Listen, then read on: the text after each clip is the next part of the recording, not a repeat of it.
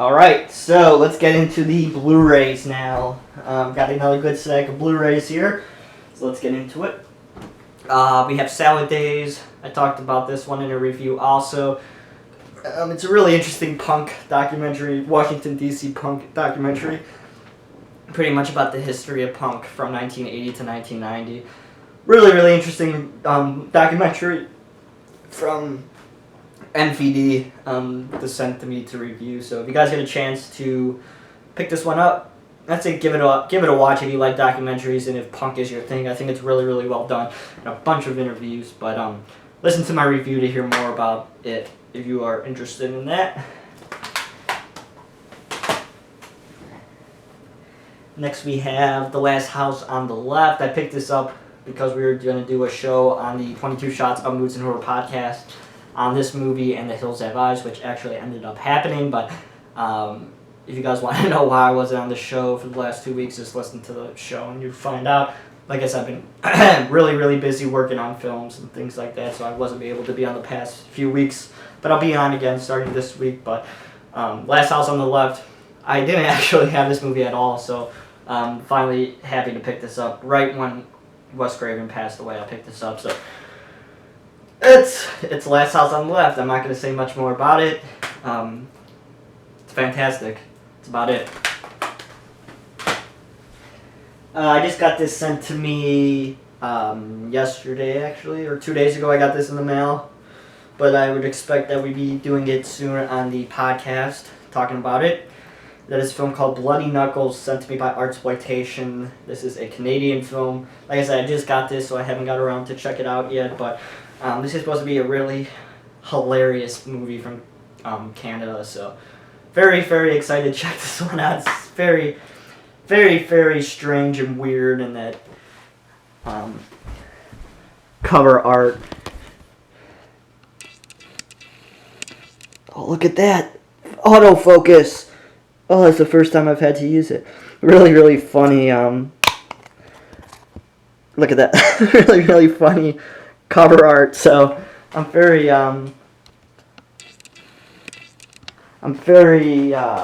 curious about this one. It seems really funny. So we'll see what's up with that. Let's see if I'm back in focus. Okay. Yeah. Okay. Just want to make sure I'm in focus so I don't talk for a half hour and I'm out of focus the entire time. Alright, definitely the release, one of my most anticipated releases of this year, for sure, next to Ghost Town. That is for sure. And this was sent to me to review by Flicker Alley. One of the best companies out there if you're into classic cinema, art house cinema, all that kind of stuff. They are definitely the best company out there right now that is focused on releasing and making available some really awesome classic cinema.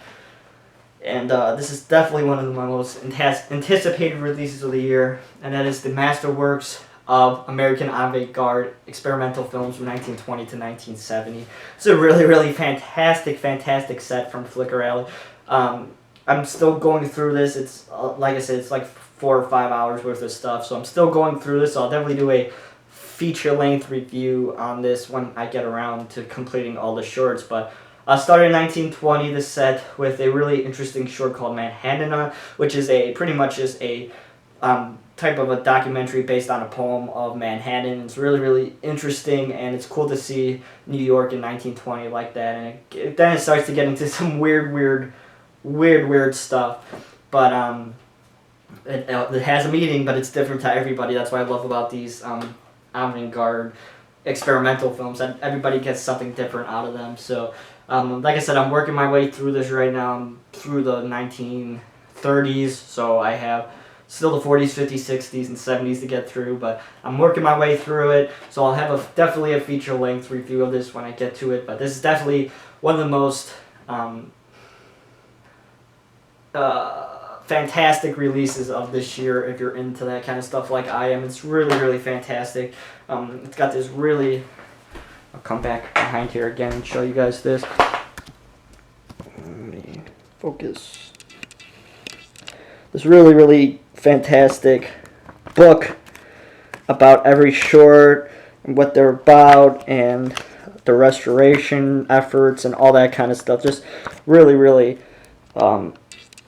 fantastic book here. I'll get into this more when I do my feature review on this set, and then here's the set itself, and then just two Blu-rays and 2 DVDs. This is just a really fantastic and brilliant release here by Flicker Alley. So let's get this back in focus.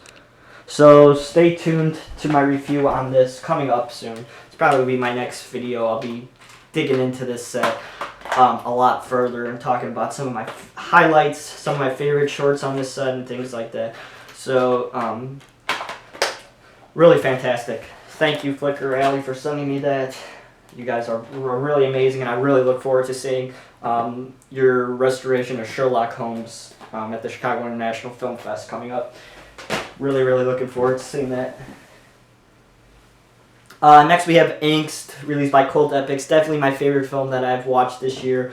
We did a mini shots episode on this film, and this film is absolutely fucking brilliant. It is so amazing. If you guys want to hear my thoughts on this, I really, really dig deep in this on the podcast. I'll put a link down below if you guys want to listen to my full thoughts on this film, because like I said, it's definitely one of my favorite. It definitely is my favorite film of this year that I've watched so far, and it's just really, really brilliant. Everything about it. Highly, highly, highly recommend this release from Cult Epics. Really, really fantastic. The picture quality is freaking awesome. Next to The Swimmer from Grindhouse, it's definitely one of the best transfers of an older film that I've seen. So it also comes with this really just, let me come close again. Man, I'm coming close a lot because all these editions have all these nice booklets. So really, really nice. Let me get it focused again a little bit. Really, really nice booklet about the actual story that this is based off of, and it's just a really, really fantastic addition from Cult Epics, continuing to raise the bar with their releases. So I can't recommend this one enough to you guys. It's truly, truly a brilliant film, and definitely my favorite, and I don't see a film passing this up as my favorite film for the rest of the year. So check out Angst. I cannot say enough things about it. It's solid. Next we have Mosquito. Finally, Mosquito's gotten a re-release. This is released by Synapse. This film has been hard as shit to find for a long, long time, and Synapse finally re-released this. I did a trade for this on the 22 Shots, Moods, and Horror page. Someone had an extra copy, so I did a trade. So finally, Mosquito has a release. I know JP is probably just loving this right now. This is one of his most anticipated films to get a re-release, and it's finally here. So, and none other than from Synapse, who does a really, really fantastic job with their films. So here it is, Mosquito. It's finally here. Finally exciting to check this one out, because if JP says it's good, it's probably good, because he knows his stuff. The Strain. I got this on Amazon for like $15. I've heard interesting things about this show. I've heard it's really, really good, so I'm curious to check this one out, and the price was right finally for me to pick it up. So I'll be watching that sooner or later. The Halloween 6 Producer's Cut finally got a re-release. To everybody who bought that box set just for this film, well, sucks for you. You should have waited like I did. Patience. I knew it would get a re-release, and it's here. So not as many special features, or not any special features at all compared to the Scream Factory release, but that's bound to happen. But just to have it, fine enough with me. So now my Halloween collection is complete for now. So that is Halloween 6 Producer's Cut, finally released by Lionsgate. Next we have We Are Still Here. Got this sent to me by Dark Sky. Listen to my review on this one here on my channel if you want to hear my thoughts. It's my last review that I did here, so check it out. It's an interesting Ghost Tale, for sure. Has some interesting things going on. Listen to my review on that one. We have Children of the Night, sent to me by Artsploitation to review. This is from Argentina. Ooh, I did not enjoy this film. Once again, I know Moods and JP liked this movie a hell of a lot more than I did. But basically follow this vampire cult, and we follow this lady who raises these vampire kids, and it's an interesting story, I had to say. And we have this group that's trying to kill these kids, and it's interesting. I think it drags on, and it's kind of in your face of what's going on, which I know Moods and JP didn't have any problems with, but I like a little bit more substance in films that make me think, and this one's just right in your face, in my opinion, I think. And the music choices in this film is really, I think, the main issue that I've heard people talk about it, and I agree. The ending music is a really interesting and blatant choice. So, Children of the Night, not that impressed with this one, to be completely honest. But like I said, it's just my opinion. Listen to Moods and JP's review of that film if you want to listen and hear what they think about it. I know both did their own individual review. So over on the 22 Shots of Moods and Horror Facebook page, we're doing the Secret Santa for Halloween, and I got You and Your Horror Movies as my guy. So he sent me some monster films, which you guys know I'm not really into monster films. I don't know much about monster films, but maybe if I watch these, I'll end up liking them, and we'll see where we go from there. I have some people have sent me them since I started the podcast, so I have a few in there in my collection. So we have Q the Ring Serpent. This is the Scream Factory film, Larry Cohen. Haven't seen this one, but I know Moods likes it, so we'll see. And he sent me Gorgo from VCI. Yeah, this is like straight up monster films, so we'll see. Like I said, I don't know much about these films, so I'm not the expert to be able to talk about them, but I'll get around to them sooner or later, all these monster films that I've been collecting. These next two were sent to me by Vinegar Syndrome to review for the channel. I've got a film called Nightmare Weekend. This was released by Troma originally. If you guys want to hear my thoughts on this one, I did a written review on this film. I'll put a link down below if you guys want to read my review on this. The film is bad, but it's expected to be bad. Lots of sex, nudity, blood, guts, a puppet named George. Read my review if you want to hear about this one. I get into it deeper. So, Nightmare Weekend, this release is really, really fantastic. Vinegar Syndrome does a great job with all their films, and the transfer is really, really fantastic on this one. Probably the best the film has ever looked and probably will ever look. It's the uncut edition and some really, really awesome bonus features. So, read my review on this one if you guys want to hear more about it.